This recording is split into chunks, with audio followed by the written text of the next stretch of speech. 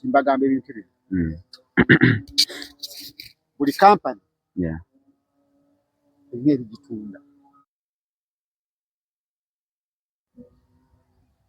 Buli company erina ebigitunda. Naye Aromatic yabeeramu nnyo etandika nebeeramu nnyo abawala abaaka.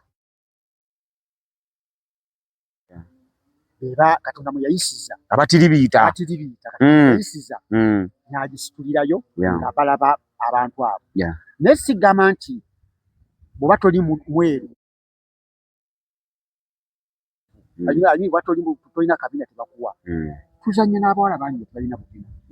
Tuzannya n'abawala bangi nga baddugavu nga si beeru. Tuzannya n'abeeru nga si baddugavu. Kugamba ekikulu kubeera kikulu Aromatic. Olabika bulungi. One of the qualities. Olabika bulungi. Tugamba nti olina kuba mulungi. Naye tetugamba byanjawulo. Byanjawulo. Olina kubanga olabika bulungi. Bulungi. Ng'ojja kumuteekawo mutadde nga ddala kituufu omuntu asikirizibwa okulaba n'amulaba. Ate ekirala tewali muntu mubi. Taliyo. Kubanga olabanga atasaana aba n'amaka ge ng'alina alina obulamu bwe bw'atambuliramu. So tewali muntu mubi naye tugambe kulabika bulungi. So byanjawulo. Bino abantu bye bagamba bwe tolina kabina baagala beeru ebyo bya bulimba. Ekikulu kulabika bulungi nakubana nti osobola okuzannya. Talent. Omanyi kako kimubuzaabuzamuko ate osobola okumuwa obudde n'omuyigiriza okuzannya. Nebyavaamu n'omuwa obudde n'omuteekateeka nebyavaamu ne biba birungi. So bino bantu bye boogera bikyamu. Bifu. Aromatic si kyeri si kyeyagala. Osobola okuzannya. Kasoba ng'osobola okwogera ng'otegeera amagezi go gategeera gakola owulira olaba. Wow. Nice. Ndoza kati mukitegedde. Mu inbox ne kudduuka olumu munsanga ne mumubuuza nedda kati mukitegedde bulungi. Oba tolina kabina jangu. Tunaakuzanyisa ng'otudde. Kuba kabina ate sige kazannya. Kubanga olabika bulungi nga tolina kabina naye ng'ozannya bulungi nnyo. Kasita ng'olabika bulungi ng'ozannya bulungi nnyo ng'oyogera bulungi. Omanyi tubasobola okuwa olw'eddungi osiddungi. Osobola okubanga oli mulungi naye kamera neekugaana. Omanyi nti waliwo abantu abatali photogenic. True. Ebifaananyi bibalabisa bubi naye nga mulungi waliwo omulaba alabika bulungi. Appearance nga mulungi. Naye bagenda aye ne wabaawo oli nga mu ndabika wano olabanga atali mulungi naye mu kamera ate nga mulungi. Kati bantu tebalina bigenderera. Gwe kyoli yangu bakuteeke mu kamera bakugezese mulabisa bulungi wadde mubyadala tibwalabika.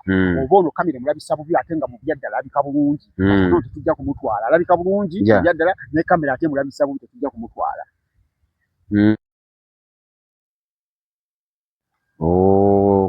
Bagenda bikyokulonda. Ng'olabika bulungi nnyo ng'oli era abasajja bakuyayanira nti bakuteeka mu kamera n'engeri gyekutunuzaamu obulala. Nga tekujja bakuteeka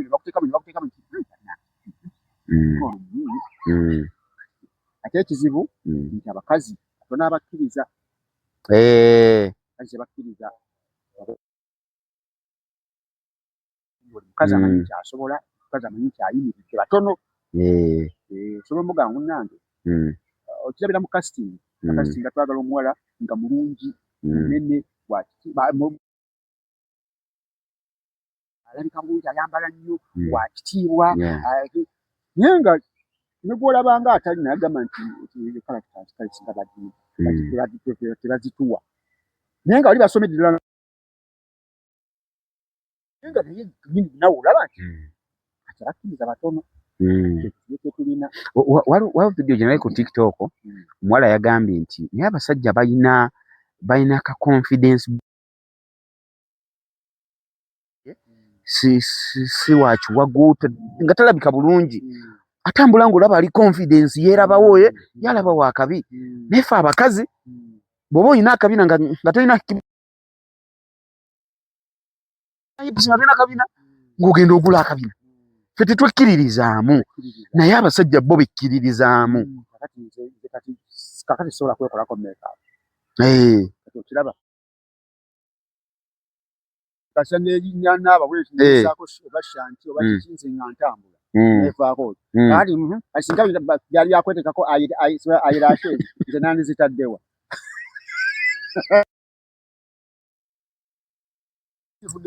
atalabira ddala kubanga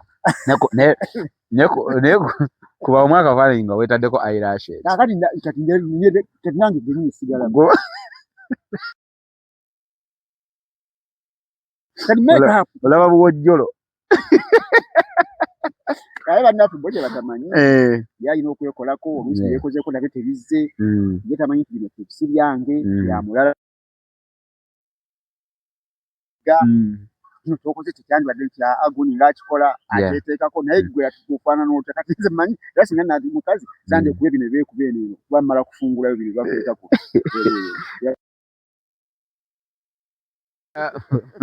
uteekako kubinenu emimwa uteekako bannaffe abo tebalina. Onoonya ttaka, nnyumba ya kugula oba oyagala kugobera ku byapa byo. Brand Pro Property Services ku MT Building mu maaso ga Muguluma Empire Zana bano beesoboddeyo kugonjoolera ensonga ezo. Obukugu n'obwesimbu bye bikulembera ku Brand Pro Property Services Limited abasangibwa ku MT Building mu maaso ga Muguluma Empire Zana. Tebakomye ku kuteekerateekera ggwanga nga bayita mu kisaawe kya Real Estate. Kinajjukirwa nti omwaka 2024 Brand Pro Property Services Limited yakiikirira Uganda mu summit y'aba Real Estate eyateekebwateekebwa Dar es Salaam mu ggwanga lya Tanzania. Muno mwalimu okusala entotto okulaba buti eggwanga bulirina okuteekebwateekebwa munda mu bibuga ne mu masoso g'ebyalo okubituusa ku mutendera gw'ensi yonna. Ensonga ezoogeza abangi obwama ensangi zino eza Airbnb, Brand Pro Property Services bazikutte kannabwala. Mu buufu buno omwana omuwala atwalibwa mu nnyumba erimu buli kalonda yenna n'alowooza nti yabba baabuwe ng'ali mu kipangisa ekiggwako mu nnaku 3. Osobeddwa ng'oyagala kugobera ku letters of administration, oyagala kukupuntira ttaka lyo kiyite land surveying, weekwate Brand Pro Property Services Limited ku MT Building mu maaso ga Muguluma Empire Zana. Sisinkana Brand Pro Property Services Limited mu nkola eya tekinologiya ng'oyita ku nnamba z'essimu eziwandiikiddwa wansi awo. Kati nkulaze ente y'abato gyetunudde nti n'ebinyonyonto gye bigenda okugwa ate n'olekerera entujjozi n'entoli nga mafulungu. Director Sula weetuuse ne gye mwatandikire mbadde nsaba osooke otumireko ku ba house manager. Ba house managers obamanyi?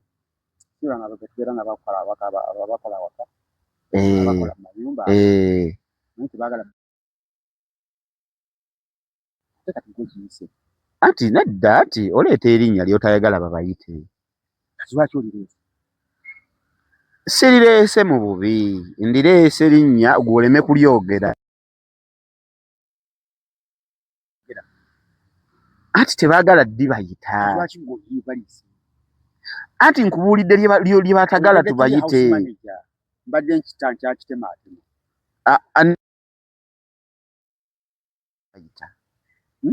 N'oŋŋamba waliwo batagala bayita. Gambye baagala bayita ba house managers. Obadde obategedde? Mbategedde. Obadde tubategedde? Mbategedde. Bakola emirimu gy'awaka bayambako abantu b'awaka. Anti oba oyinza okuba nga otegedde ba Uganda ate nga betwogerako ba Arab countries. Bonna bifaanagana. Manager wano tewali wano house manager afuna miliyoni 2. Tebifaanagana. Tunayogera ku nsasulwa. Anti ogambye bonna bafaanagana. Twogedde mulimu. Lumbye, si balumbye. Abantu abo mbagala ate kati gwe wandibadde ate oyagala okunfuula omubi. Abantu abo olina mu mikwano gyo bangi. Bonna bakwano bange sirinaamu. Kuba tebalyagala. Lwaki olimbuulira? Wate tulimanyi. Ndimanyi. Oyagadde kuliyita. Linnya ki? Nze kugambye ekya house manager kye kisinga obulungi. Linnya kiri wamma baagala nnyo bana tumiddeko nnyo mwebale kutubeererangawo mwebale kutulaba Mukama Katonda ayisa mu mmwe tweyanza nnyo tweyanzeege data gwe mukozesa wifi abasinga bali ku wifi warufari waliwo aba data batono womulabira nti kakati ono nga badde akweza zo nnyo message nga talina data abakalubirira wano nabulaba nga akubuzeeko mubadde munyumya nnyo eri ogenda okulaba ngoweza message tezikyali manyi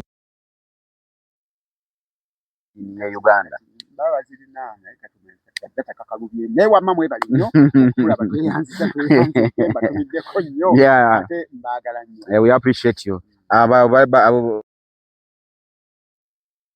Qatar, Abu Dhabi, Jordan, we appreciate you. Thank you so much. Mulimu n'abali mu America.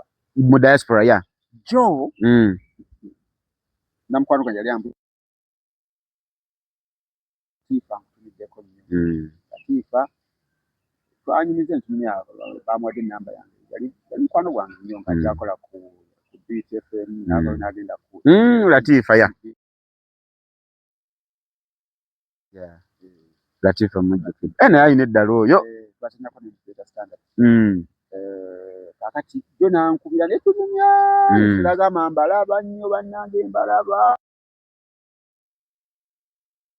Ntandikwa y'ekisiibo. Oh, wow. Kwagala nnyo bane mbaagala nnyo. Mwenna mukole bwe mutu. Namba yange mugifune mutu. Era mugire ensiiba. Tufune futaali. Tufune futaali. Yeah.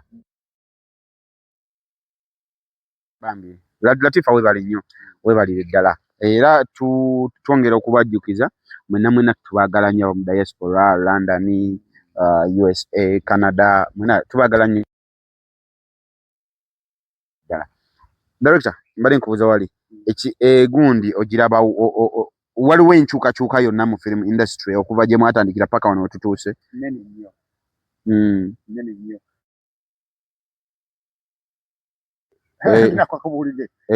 Yayulise.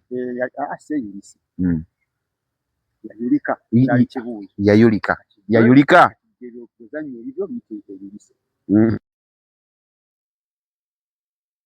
Kali kabi mu production. Naye nga story nnungi nnyo. N'abazannyi otuliga abalungi baleetaga kujja eri mu katemba kubateekereza kati omuntu akola firimu ne bw'olaba nga firimu bitayinza kutuuka ku ziri ezasooka. Firimu ziri ezasooka omanyi nti abantu batugereganga wano nga tukyalwana n'amaduuka agaali gatunda firimu nga tugamba mukwamulinga twekulira mu mwaka gumu. Tukole twafunira entalo n'abamaduuka abatunda nga bagamba mwe mukwata biringa byambaga biki kati waliwo enjawulo nnene nnyo nnyo. Bagiteeka mu festival ebeera mu gundi yemu eri international ng'era mu festival yemu ne firimu evudde mu America, London, Rwanda, Nigeria. So kati location nga zeevuganya ekifaananyi nga kyevuganya eri egisinga busigama nti kati ate no yesinzeeko industry erinye esituse kati twakolera mu Nawolovu kati n'otunuulira kati firimu ezikolebwa kati mu kiseera kino kati tunuulira connections tunuulira Scandal tugera mu kyalo ate kiri ekifo ennyo ekyokwambala lugabire kuba Scandal kyalo ne Nawolovu yali kyalo naye era olaba byawukana bwe twazanyirangamu obw'ettaka ebyo kati ate abantu baabikowa kati oleeta ekyalo usanga mu mayumba agatufaana obulungi mu kyalo so kati bw'ogamba nti nsanyire mu kyalo ngiro olaba byawukana enkwata yaabyo firimu firimu za romantic ezasooka na kati olaba nga waliwo enjawulo sound locations lighting biki ebyo byanjawulo. Firimu zaffe zino ne tuziteeka ku YouTube channels nga okwo kwe kuli Aromatic Entertainment ne Trust for za Aromatic Entertainment sawa zino. Abantu bemala ozirabireyo ku YouTube channel oluusi ne tuziteekako ne ku Makula TV, Bukedde TV, BBS Telefina. Waliwoozeza nti omuntu oyo nene ne tukwata firimu eyo oba omuzannyo ogwo ne tujja ate ne tuguzannya ku stage. Pasi abantu ne bajja ne bajjula, ne bajja ne batulaba. Twabadde ku Akamwesi ne Das Barena e Bulenga nga tuli ne The Ebonies. Abantu bano bazze mu bungi. Omuwagizi ono oyinza kumwogerako ki mu mbeera eyo? Ekisooka nga sinnabeebaza abantu bubawa ekirungi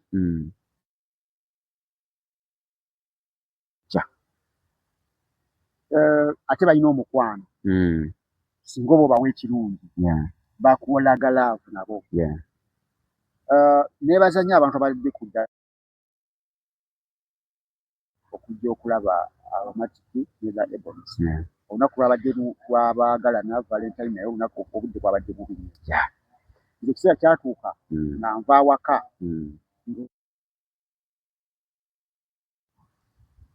genda gaddala singa mbadde nze mba nsobola okuva awaka ŋŋende. Kuba nze nabadde mu gundi yange lubaluseewa. Kyamazima bubi nga olwofaana atalina mmotoka nga ye alina kulinnya booda neŋŋamba kati agenda kuyitawa okwetolola awo wonna wonna tewali mayumba okujja ku balina kuva walako eri bwayise wa Kawempe wa Kakanyanya eyo nga balina kuva wala kuba ye wali amayumba kwa Kabwesi tewali mayumba getodde naye kyanneewuunyisa okubanga abantu bajja ne batuwagira banyumirwa kikulu kuba okunyumirwa kyo kyali kyaffe twali tulina obanyumisiza naye bo okwewaayo mu budde obwo bwali obukyamu mu kifo ekiri open sigamba nti theatre ne batuula wakati mu show kuba amatondo gaatandika okufuuyiriramukko naye era ne balemerawo ne batuula nga tebaseguka bane tuli nga Aromatic Entertainment ne The Ebonies mwebali mwatulaga omukwano abadde Das Barena bannange mwebali nnyo mwebalire ddala embeera teyali nnungi nze nali manyi abantu bamwe balina obunyiivu bwabwe ebirwadde eby'obululu. Ekirala nti abantu yali wiiki yakuza abaana mu masomero awo omanyi nti abaana bajjayo nga 10 15 bakejjamu ka school fees ogambira nti omuntu kimukutte kimunyize ne bajja VIP nejjula ne ordinary nejjula kaba nnyo bali nnyo okutuwagira era naffe tweyama okwongera okubaweereza n'okwongera okutambuza omuzannyo ogwo n'abalala bagulabe. Omanyi luli twaguteekateeka mu Theatre Bonita nalaba nti ku Bonita ngenda kuva Maganjo nteekemu ssente awo obudde bunaazira ekiro ntambule ntya okugendayo kati twagala abantu kugenda nga tubatuusaako okumpi kuba ku Bonita VIP yali ya $5,000 eno ya $2,000 yali ya $3,000 eno eba ya $1,000 kati omuntu ne bwa kimumala kiba kimala ate nga asanyusa anyumiddwa okitegeera so katugezaako okulaba nti abantu tujja gezaako mpola mpola si buli kiseera nti si buli omuntu tujja kutuukawo naye ebitundu ebibalinaanye bagulimu ebyokuyiga bukwata nnyo ku famire zaffe awaka bukwata nnyo ku mirimu gyaffe gye tukola guyigiriza ebintu birimu ebyokuyiga bingi omuntu tomwesiga kyenkanawa bingi ebiri mu muzannyo ogwo tutayise ekibatu. Wow. Doctor, nga Aromatic Entertainment ne The Ebonies muyina kubanga nfunye message nyingi nnyo mu comment section ku videos ez'enjawulo ne ku TikTok nga waliwo abantu abali Kamuli, Yiganga ne Gulu. Muyina enteekateeka katugeze muyina omuzannyo ne muguzannya e Kampala ne muguzannya e Masaka muyina enteekateeka ezifulumamukko. Eggulu yo tuyinza obutagenda.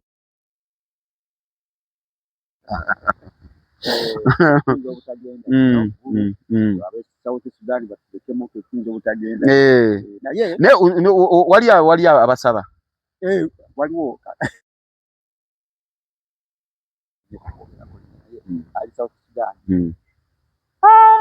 myaka ng'eno emabega lwaki temujjaako eno bye tuli bangi bane tujja kubalaba lwaki temujjaako eno bane bye tuli bangi tujja kuza ddala ogende ng'ate yakukakasa nti ze mujja okusaba zonna tujja kuziba kuba tuzirina naye nga okulisikinga okugenda nga tomanyi nnyo kiri naye ng'ate abayimbi bagendayo. Anti abayimbi batategeera lulimi n'awulira beat azina era nanya omwenge gwe shoneggwa ekiri okimanyi nti naliko e Sudan nga nze kuyimbira famire eno. Famire otya sikitegedde. Waliyo omwami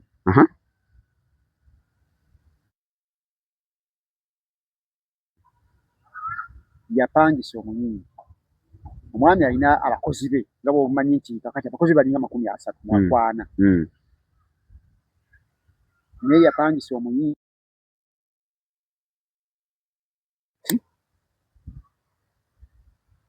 n'amusasula ssente. Ogenda kusasula ssente kuyimbalira ssente mmeka? Ogenda kunyimbira ennaku 2 n'asooka ajja talina mukyala ne girlfriend we ne bantu nga bana. Omuyimbi n'ayimba n'amugamba kale nkyogera kuyimbira abakozi bange.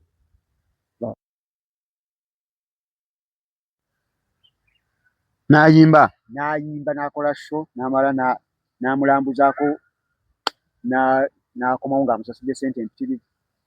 Ssente ezaali badde eza show bantu bana.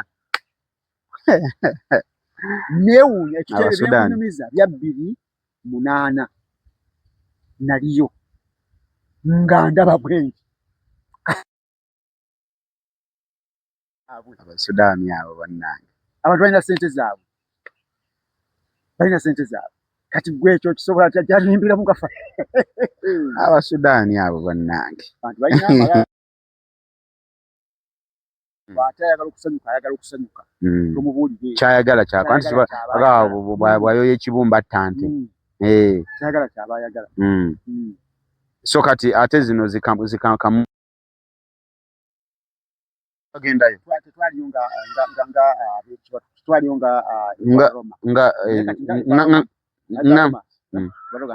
mbali ngamba nga Aromatic tulire jinja twaliyo katwagala batugamba Mbale Iganga Soroti ebwewacho Soroti tujja kugendayo. Muyina enteekateeka ezitambulayo ezongera okutambula mu bifo ebyenjawulo. Okay. Tutayimiriddemu lwa kisiibo kino yenza tujja kwongera okutambula ndowooza ku Easter Monday tujja kuddamu tusumulule ekifo kyesigenda kwogera kati. Easter Monday. That's very nice. Okusumulula kisiibo tutayimiriddemu lwa kisiibo ndowooza. Wow. That's very nice. Ndowooza mumaze ofuna answer abadde bambuuza ebibuuzo bye mumbuuza Aromatic Entertainment. Nga bwe mbagambye nti omuntu yapangisa omuyimbi n'amutwala n'ayimba ye n'abantu be nga bana.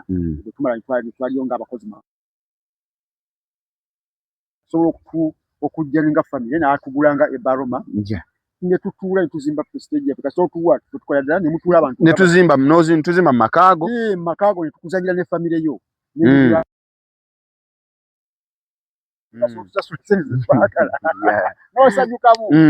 ng'omuntu ng'omuntu gwe newuunya nnyo eggulu eyo z'abayitirivu nga tefaani omu gwe bandaga. In fact eggulu eyo omwana yaŋŋamba nti waliwo ekibanda kya firimu kiraga kina Uganda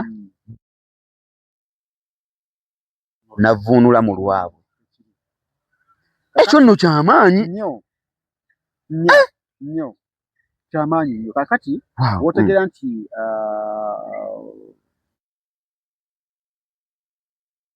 firimu industry ekuze tugenda keggulu otambule ku street otadde ku bikofiira byo otadde ku bigabindi byo toyinza kulwayo bantu bakumanyi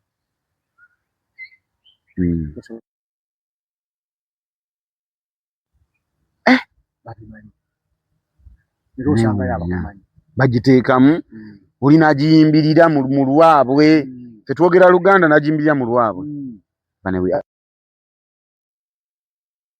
Thank you so much. Morjalans Kawesa straight out of Armark Entertainment. Director, mpozi ngo ina akatale keka. Akatale keka kange. Yeah.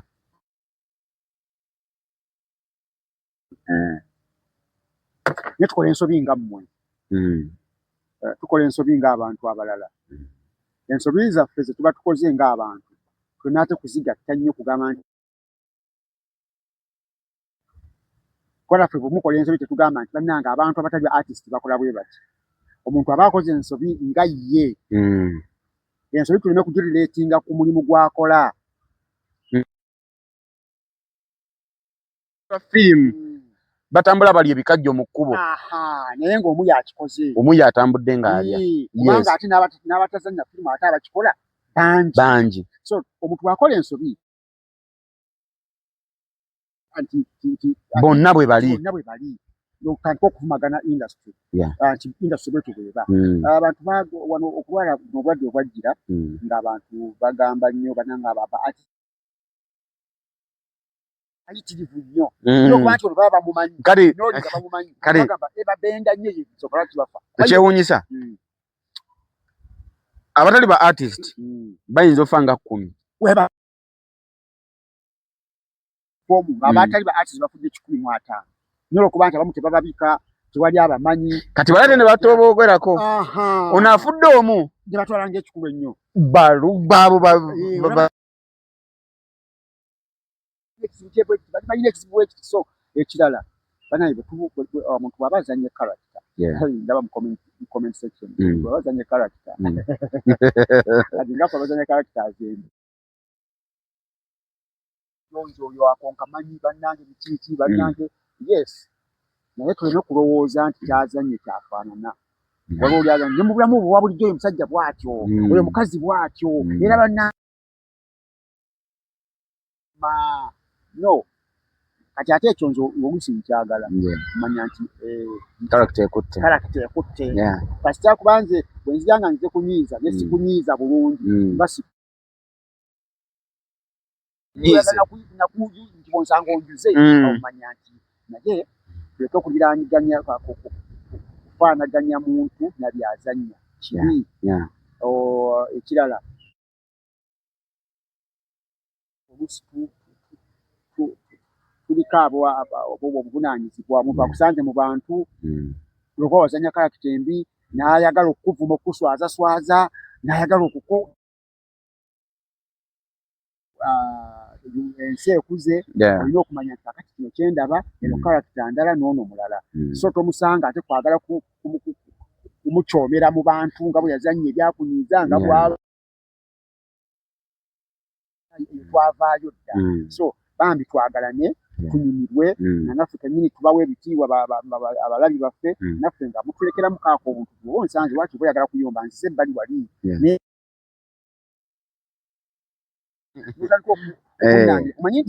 manyi nti waliwo atolooze kati waliwo ffe nazanya damage nga nkutta omuwala waliwo ya kwata palo kwata omuwala kati omuntu waliwo atalaba firimu yamanyi palo ali mbulamu bwa bulijjo nono ali mbulamu bwa bulijjo oba kuswaza yaba amanyi nti oya kuba ye firimu teyagiraba ayinza okulumba n'obusungu uyo yabba uyo mubbi wa ttaka uyo mubbi w'ettaka kati abantu bakuwadde ababbi b'amataka kati obutamanyi nakuba eŋŋumi kuba ye bamubbako ettaka kati alabanga ggwe omu ku bo so ebintu ebimu tubitwale nga byonna bitwala pasono tumanye nti kakati kino kiriwo ekisi kino kiriwo ekisi okitaje ku mutima nsangambo ngaako kigwe ekakeka akatale tukasebo naye nga twebaza nnyo bannange mwebale nnyo mwebale okutuwagira ebbanga limaze nga mutuwagira tubasaba mwongere okutuwagira Thank you guys. Mwebale ddala Director Sula Mulumira Sserwere bwe tubadde naye olunaku olwaleero. Oba oliawo ebibuuzo bwe byowulya nga nno oyagala tumubuuze nga nina kyendeseeyo kiwandike muko. Nja mukomyawo ayongere okubiddamu. Toyanzege mweyongere okusubscribinga, kulikinga, kucommentinga. We love you so much. Mojan's Kawasa straight out Almark Entertainment.